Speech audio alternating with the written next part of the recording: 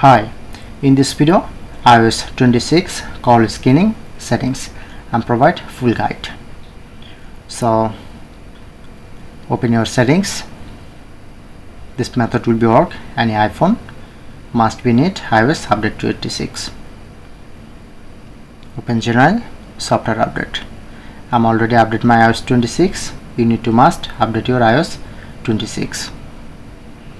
So go back, go to your main settings page, scroll down, press on apps option, scroll down, click on to phone apps, okay, or go to search option, search it to phone apps and open this, scroll down.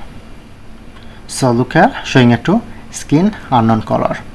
So if you want to disable, select never, or if you want to enable, make sure this option is called from unsaved number will be asked for more information before iPhone rings. When you turn on this, then you enjoy this feature.